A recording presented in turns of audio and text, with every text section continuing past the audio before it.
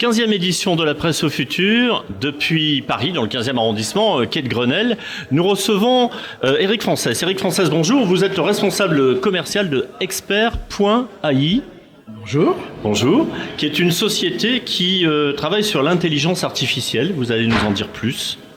Tout à fait. Donc, dans un premier temps, c'est la première fois que vous êtes sur le salon de la Presse au futur ? Oui, c'est la première fois. C'est une première pour vous. Tout à fait. Donc, vous avez rencontré déjà un petit peu vos clients ou c'est encore un peu prématuré ? Alors, on a commencé tôt ce matin, mais on a des visites et le salon est très intéressant. On est bien entouré aussi, donc dans un cadre convivial. Donc, alors, très ravi d'être là. Mais ravi de vous recevoir également. Grâce à sa plateforme d'intelligence artificielle hybride, c'est ce que vous dites. Vous allez nous expliquer ce dont il s'agit. De compréhension du langage naturel, je reprends vos mots. Expert.ai accélère l'automatisation des processus des métiers et elle permet de trouver et partager les connaissances et d'améliorer la relation client. Vous allez nous expliquer qui sont vos clients. Donc la relation client pour des entreprises telles que, on peut en citer quelques-unes. J'ai cru comprendre que ING faisait partie de vos clients. Tout à fait. Bloomberg également. J'imagine que vous avez un portefeuille qui est assez étendu et assez large. Alors, on a déployé plus de 300 projets à travers le monde. Ah oui, quand même. Et donc, on a de très très belles références dans différents domaines. Aujourd'hui, on voit beaucoup d'activités dans la digitalisation, dans tout ce qui est banque, finance, assurance. Et le deuxième secteur sur lequel on se focalise est la presse et les médias, puisqu'il y a énormément de... Exactement, puisque on est dans un domaine où il y a beaucoup de contenu, et comprendre les contenus aide à aller plus vite, être au plus près de l'information, aide les journalistes à mieux écrire leur contenu, et bien entendu, ça aide aussi dans la monétisation de ces dits contenus. Expert.ai est une société italienne à la base ? Alors, nous sommes une société italienne créée il y a quelques années, basée à Modène. On est coté en bourse, à la Bourse de Milan. Et aujourd'hui, on est plus de 350 collaborateurs répartis à travers le monde. Et vous avez des bureaux, bien entendu, à Paris ? On a des bureaux à Paris, dans le 12e, en face de la gare de Lyon. D'accord, très bien. Si je dis pas de bêtises. On est bien renseigné ici au salon de la presse. Exactement. Vous parliez de cette collaboration que vous entretenez avec la presse au-delà de la finance. C'est vrai que l'omniprésence des textes aujourd'hui a parfois un peu ce côté difficile à comprendre. Comment est-ce que vous faites pour faire ce lien entre tous les textes auxquels on peut faire face dans les médias et votre relation client que vous cherchez à améliorer par ce biais ? L'aspect relation client dans les médias, c'est la monétisation. C'est comment on aide les lecteurs à naviguer dans les contenus, choisir les contenus et obtenir les contenus qui les intéressent. Parce que les moteurs de recommandation, aujourd'hui, si vous dites je veux avoir des contenus par exemple sur les repas du réveillon, c'est d'actualité, vous souhaitez avoir que les repas du réveillon. Donc le moteur de recommandation doit être précis et fournir, un peu comme dans l'esprit quand on fait une recherche, on veut que les premiers résultats soient les plus pertinents. Et donc pour ça, il y a deux nécessités. Un, bien comprendre quelles sont les thématiques qui sont abordées dans les documents, et deux, avoir un système qui permette de gérer ces thématiques de façon fine pour pouvoir permettre au lecteur d'y accéder facilement dans une interface conviviale.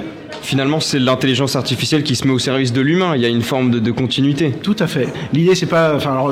pour les lecteurs, c'est normal, on essaye de mieux servir les lecteurs, mais même dans le process, l'idée, c'est de prendre en charge toutes les tâches qui sont, on va dire, pénibles, lire tous les documents, sachant qu'il y a une multitude de documents. Aujourd'hui, vous allez sur Internet, on est sur des zétabytes de données. Donc, l'idée, c'est de bien choisir les documents, bien les comprendre, bien les catégoriser et de façon systématique. Parce qu'une des problématiques, quand on veut les catégoriser, on va dire à la main, c'est qu'on a plusieurs personnes qui font ce travail et bon, il y a des biais. Là, la machine va être systématique, va être capable d'appliquer ses règles de classification sur des gros volumes. Et bien entendu, on peut gérer aussi la performance, donc on peut mettre une infrastructure en place. Et ce qui est important, c'est pas forcément avoir... que la machine aille vite, c'est une chose, mais ce qui est important, c'est aussi que la machine comprenne bien ce qu'il y a dans les documents. Et c'est sur ce point-là qu'on se positionne. Ça nécessite quand même des compétences vraiment très précises, très particulières, très techniques. Alors, non, puisque notre mission, c'est de rendre la technologie complexe simple. à utiliser. Le rôle d'un journaliste, c'est pas de faire de l'intelligence artificielle. Je parlais pour vous, pas pour vos clients. Ah, alors pour nous, notre technologie, effectivement, on a besoin de développer, mais c'est le métier d'un éditeur de logiciels. Maintenant, c'est pour ça qu'on se spécialise sur des verticaux, c'est qu'il faut s'adapter aux besoins du client, aux besoins de nos clients. Et donc, deux façons de le faire. Nous, développer, on va dire, des offres spécifiques ou des accélérateurs spécifiques, et c'est ce qu'on fait dans le domaine de la presse, en développement des taxonomies adaptées, par exemple, qui permettent de créer un domaine lexical spécifique qui correspond, on va dire, à l'activité de l'organe de presse, par exemple. Et le deuxième point, c'est qu'on travaille avec des partenaires qui sont capables de faire ce travail avec nos clients aussi. Alors vraiment, là, vous arrivez sur un marché qui vous est encore pas, j'imagine, inconnu, mais c'est un nouveau marché pour vous. Alors, pas vraiment, puisque c'est un marché historique chez nous. Alors en France, on est en train on redéploie notre offre en France. Voilà. Mais à l'international, on travaille avec des grands du média, et on a la chance aussi d'avoir une personne experte du domaine qui a travaillé pendant des années, notamment chez Bloomberg, Associated Press, Reuters. Donc, alors c'est pas Bloomberg, c'est Dow Jones.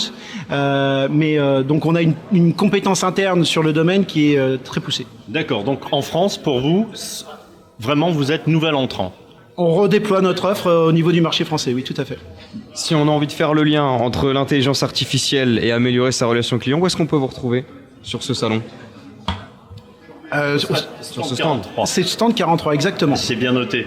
J'ai une petite question à vous poser. Vous avez une innovation particulière à présenter aujourd'hui? Alors, innovation, oui, c'est que en fait, sur notre plateforme, on est capable de combiner le meilleur de l'intelligence artificielle. C'est ce qu'on appelle l'hybride. C'est ce que on en revient. Je vais vous poser la question. Exactement. L'intelligence artificielle, très bien. On commence à comprendre. Hybride. Alors, c'est ce que c'est les voitures hybrides. Mais c'est le même principe en fait. C'est le même principe. C'est le même principe, c'est qu'on s'adapte et on utilise vous avez un moteur thermique et un moteur électrique. Et on utilise le moteur dont on a besoin pour le besoin. On s'adapte. Donc c'est exactement la même façon de faire. C'est de la souplesse. C'est-à-dire qu'aujourd'hui vous avez deux façons de traiter le texte en intelligence artificielle. Vous avez l'approche sémantique sur laquelle on a des années d'expérience et on a déployé plus de 300 projets. Aussi, finalement. Alors l'humain est nécessaire pour créer une connaissance en amont dans ce qu'on appelle un graphe de connaissances ou un knowledge graph. Donc là, ça c'est notre savoir-faire historique et on est reconnu par les grands analystes du marché sur ce point-là. Et la deuxième technique, c'est l'approche statistique qui est plutôt machine learning. Et donc là, on a besoin de data scientists, sachant que en fait, l'approche statistique est un peu marche sur le langage, mais pas dans tous les cas, parce que le langage, ça va plus que c'est pas des maths. Il faut, comme on dit, quand on communique, il faut savoir lire entre les lignes, et ça, il n'y a pas de modèle qui sait le faire si bien que ça. Et donc l'idée, c'est de fournir les meilleurs outils, que ce soit sémantique ou statistique, de les combiner pour obtenir le meilleur, et de débloquer des cas d'usage qu'on peut mettre en production, parce que encore une fois, extraire une information d'un document une fois, ça se fait. L'extraire de façon systématique sur des gros corpus et de pouvoir industrialiser une démarche avec des stratégies de monétisation, on va dire importantes, c'est de façon pertinente. En fait. Exactement. Donc, et c'est ce qu'on fait avec nos clients tous les jours. Eric Frances, on vous souhaite plein de belles choses. Merci beaucoup. Vous êtes, je le rappelle, responsable de commercial de la société Expert.ai et on peut vous retrouver sur le salon, donc la presse au futur cette année, au stand numéro 43. Tout à fait. Merci à vous. Merci à vous.